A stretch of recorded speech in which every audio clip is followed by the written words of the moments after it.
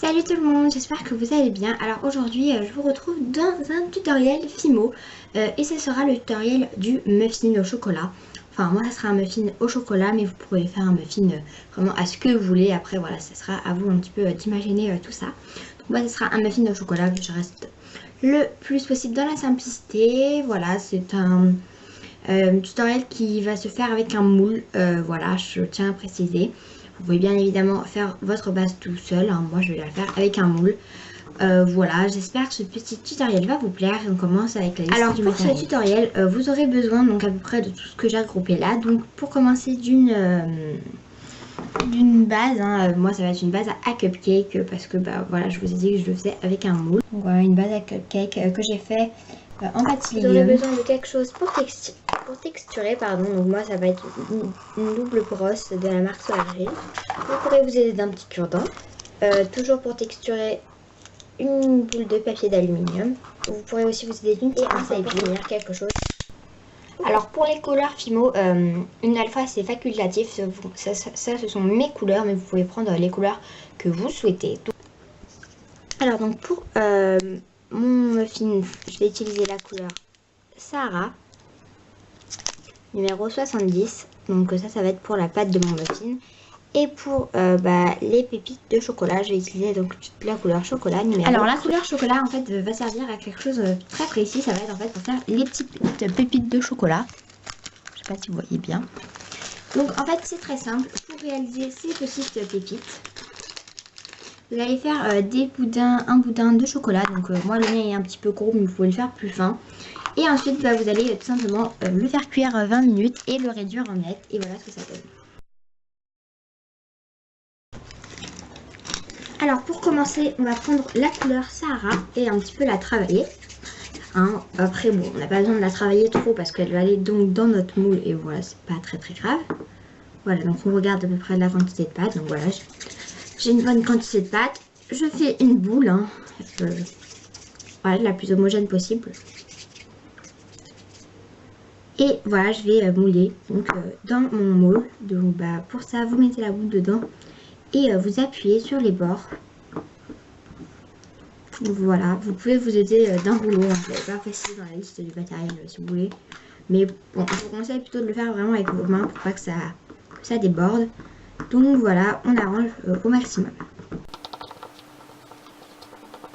Et voilà ce que ça donne. Donc maintenant on va passer à la réalisation. Donc vous allez reprendre du Sahara et donc vous allez prendre vos pépites de chocolat qui sont là, voilà, je les cherchais. Donc je vous montre. Donc vos pépites vous les faites à l'avance. Voilà, vous reprenez toujours la même quantité de pâte. Donc ça sera à peu près la quantité de pâte que votre dôme aura, hein, enfin selon la grosseur que votre dôme va avoir. Hop. Et ensuite en fait cette sorte de boule de pâte un peu travaillée. Donc travaillez-la un petit peu plus par contre, hein, que l'autre parce que sinon elle risque de se casser.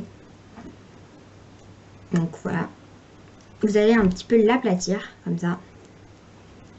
Donc là vous voyez elle se casse un peu, bon, c'est pas très grave. Voilà, je vais enlever cette partie et je la remettrai au pire. Et on va venir en fait y déposer des petites pépites à l'intérieur. Après voilà, en fonction de si vous voulez que votre muffin soit chocolaté ou non. Donc voilà, et ensuite on va replier le tout. Donc voilà, vous repliez le tout sur les pépites. Vous allez un petit peu rouler entre vos mains. Et en fait, on va venir faire ressortir les pépites. Donc pour ça, vous craquelez un petit peu sur les côtés comme ça. Voilà, et vous faites ressortir les pépites.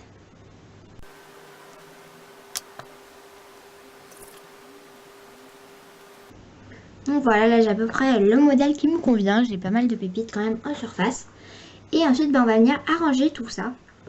Donc sans trop le remouler ou autre dans vos mains. Et on va venir le positionner donc sur notre dôme. Enfin sur notre base, pardon. Pour faire un dôme. Voilà, avec vos doigts, vous allez faire descendre bien sur les côtés comme ça. Pour que tout se lie. Vous vous arrondissez un petit peu avec vos doigts et tout. Hein. J'ai juste un petit peu gratouillé pour faire ressortir une petite pépite là. Vous pouvez là un petit peu vous aider d'un cure-dent et tout pour lier. Voilà. Donc j'ai à peu près ce qui me convient. Hein. Voilà, on appuie encore un petit peu si vous souhaitez. Et en fait, on va venir maintenant faire l'effet texturé sur notre dôme. Donc vous arrangez un petit peu, je vais arranger tout ça et on se retrouve. Donc si vous avez un petit peu un effet déchiré comme ça sur le dessus, c'est très bien. On va continuer de texturer tout ça avant de passer à l'étape pour faire l'effet cuit. Donc je vais vous montrer comment texturer. Alors, pour cela, vous prenez votre brosse, votre papier d'aluminium, tout ça, et on va venir un petit peu texturer. Donc il faut bien texturer pour que cela ait vraiment l'apparence du muffin, que ça fasse très réaliste. Donc on texture bien avec une brosse. Moi je texture toujours en premier. Et après on arrange avec des cure-dents, des aiguilles, du papier d'aluminium, tout ça.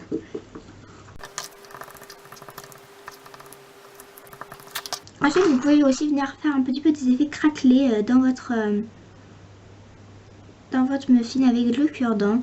Donc ça c'est un petit peu facultatif, mais moi je trouve que ça fait tellement plus réaliste. Là je j'aime bien le faire. Voilà, on craquelle un peu partout comme ça. Genre texture. Alors faut vraiment pas faire des choses carrées, droites. Faut vraiment faire au pif un peu toujours. Ça fait faire beaucoup plus réaliste.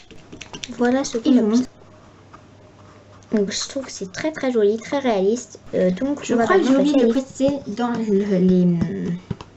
le matériel. Vous aurez en fait du coup besoin de pastel sec. Alors donc je vais vous montrer les couleurs que je vais utiliser. Donc du coup vous aurez aussi besoin d'un petit pinceau.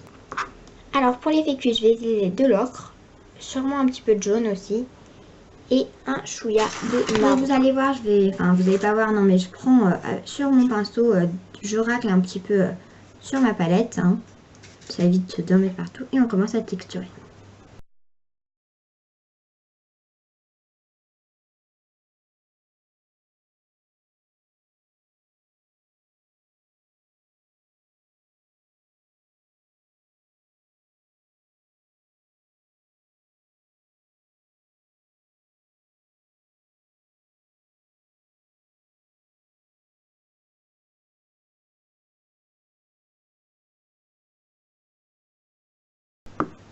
Donc voilà, donc c'est vraiment une étape qui prend quand même pas mal de temps si vous voulez bien le faire. Voilà, donc je suis assez contente du résultat, je trouve que ça fait un bel effet cuit. Et maintenant on va venir en fait refaire sortir un petit peu certains endroits plus clairs, rajouter quelques petites pépites à l'aide d'une petite pince à épiler. Donc voilà, on va finoler en fait.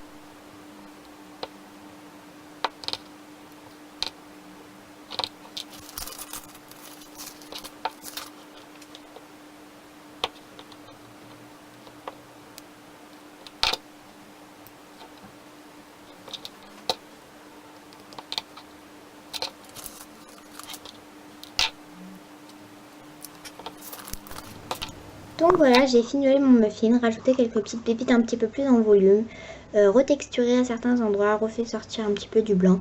Et voilà ce que ça donne. Je suis hyper contente du résultat. Je trouve que c'est très réaliste. Donc voilà, maintenant si vous souhaitez l'accrocher, vous pouvez mettre un clou à œil. Oula, le mien était un petit peu tordu. Donc je vais le mettre. Juste après, je vais le couper un petit peu parce qu'il est trop grand. Et ensuite, vous faites cuire tout ça et on se retrouvera. Donc voilà le résultat. Donc une fois mon petit muffin cuit. Donc voilà. Je le trouve trop mimi. Donc voilà, c'est vraiment, il a vraiment un bel effet dessus. Naturel, gourmand, réaliste. Donc voilà, la base est donc en fait plus claire que le dessus car je ne l'ai pas texturé. Donc voilà, je suis hyper contente du résultat qu'il donne. Voilà, donc j'espère que ce petit tutoriel vous aura plu. Ouais, moi j'ai pris beaucoup de plaisir à le faire, j'adore faire des petits muffins comme ça. Donc je suis très contente. Sur ce, je vous fais de très gros bisous et à la prochaine.